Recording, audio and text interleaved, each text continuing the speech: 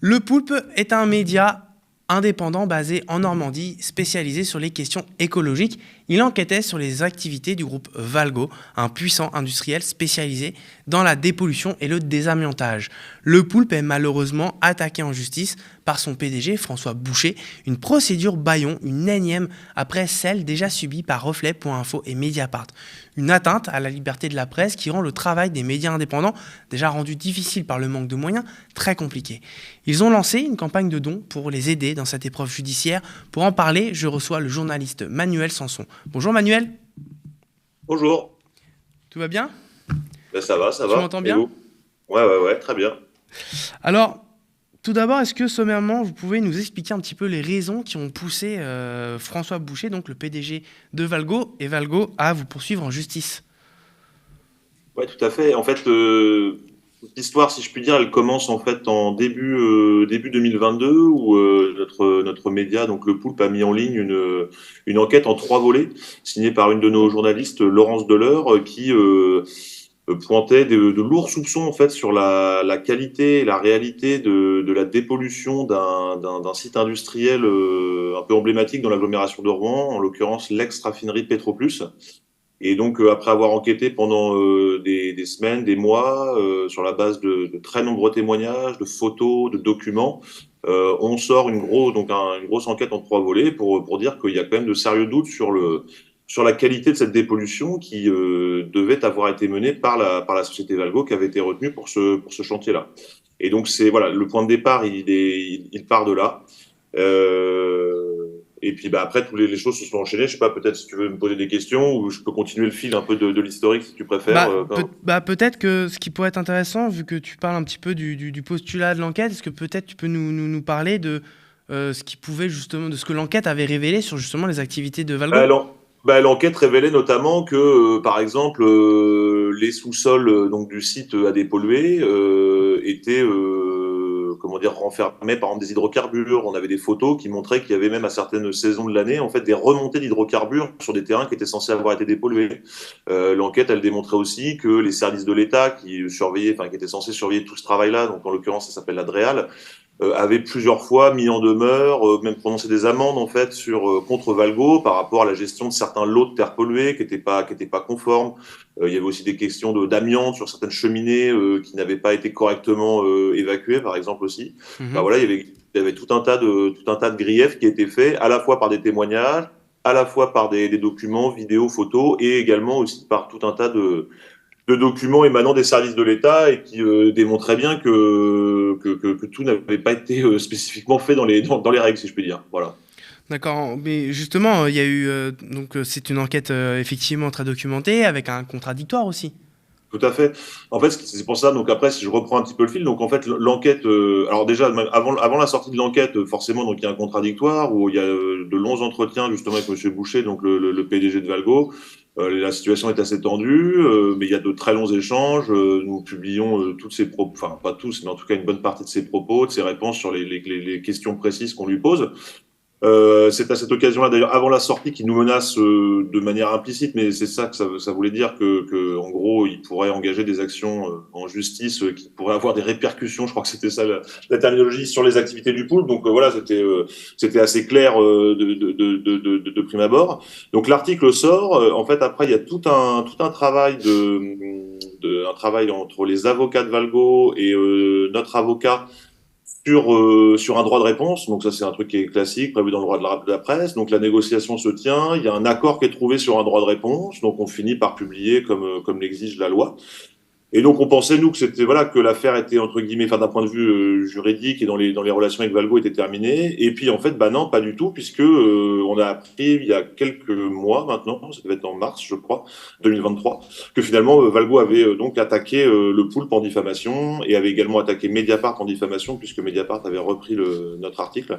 Mhm. Euh, voilà, donc c'est un petit peu ça le cheminement, voilà. Et après avec donc aussi la spécificité, donc ça j'en ai pas parlé encore, c'est quand même ça surtout qui est très inquiétant sur la liberté de la presse, c'est le fait que en parallèle de tout ça, Valgo discrètement a saisi le tribunal de commerce de Rouen.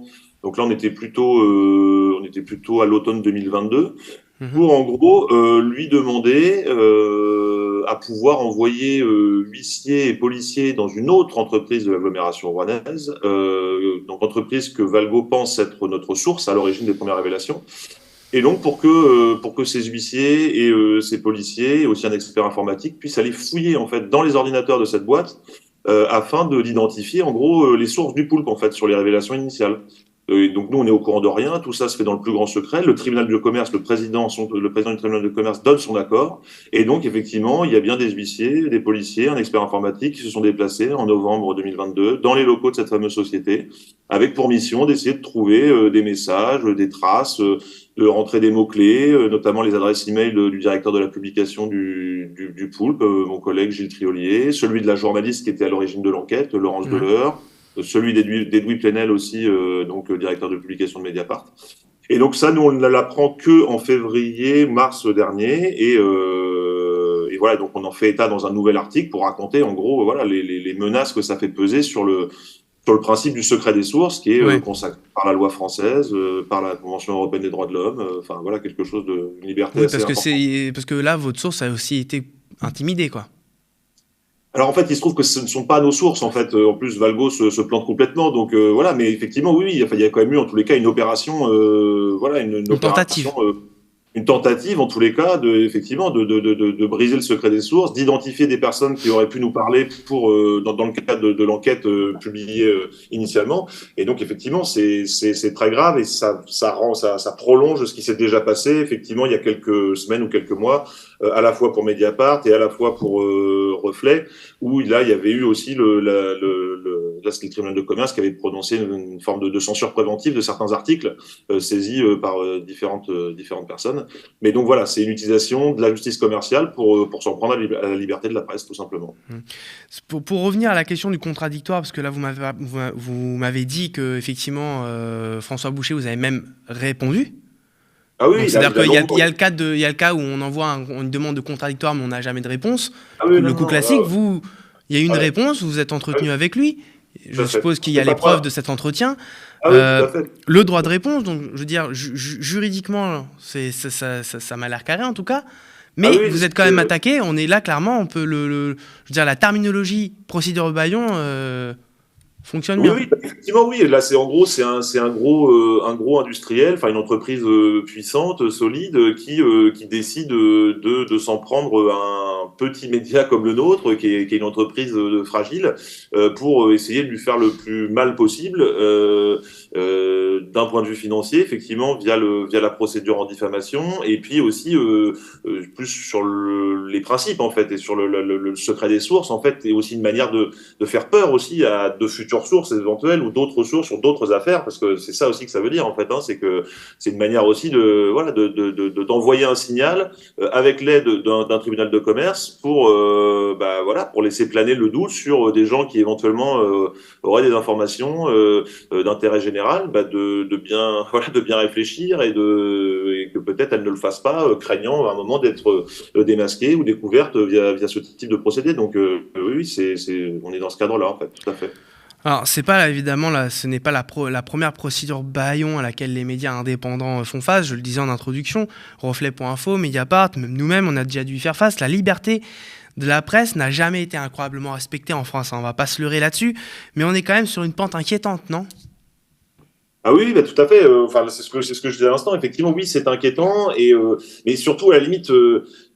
D'une certaine manière, dans ces affaires-là, et notamment que ce soit Mediapart, Reflet ou là le Poulpe maintenant, moi ce que je trouve encore plus inquiétant, c'est que à la limite que des personnalités politiques, des entreprises, des industriels tentent ce type d'action via des tribunaux de commerce, à la limite pourquoi pas. Là, ce qui est encore plus inquiétant d'une certaine manière, c'est que les tribunaux de commerce valident tout ça en fait et signent en bas de la feuille en gros et c'est parti. Et ça, par contre, c'est quand même oui, effectivement, ça c'est très inquiétant.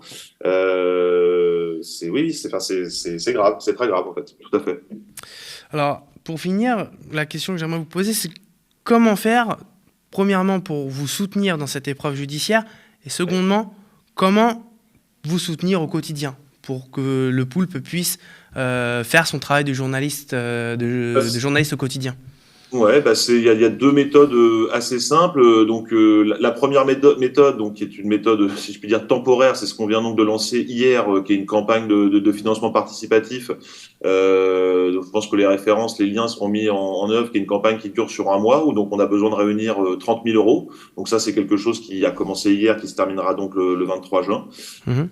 Donc ça, c'est voilà, c'est sur le côté temporaire. Et après, au quotidien, si je puis dire, c'est en s'abonnant tout simplement au Poulpe. Nous, on est un média qui vit sans publicité, sans sponsor. Et donc, voilà, les principales ressources financières du média Le Poulpe proviennent des gens, des personnes qui s'abonnent. Et donc, c'est aussi comme ça que on peut nous aider et nous soutenir pour continuer notre travail d'enquête et d'investigation en région Normandie. Ok. Bah, merci beaucoup, Manuel. Bah, merci à vous en tous les cas, merci à toute l'équipe et puis bah voilà, si soutenez le Poulpe un maximum. Ça marche. Et puis, bah, bon courage hein, pour Merci, merci. votre procédure Bayon. On espère que ça se terminera bien. On espère aussi, on espère aussi. On va tout faire pour. Ça marche. Bah, merci encore, Manuel. Merci, merci à vous, au revoir.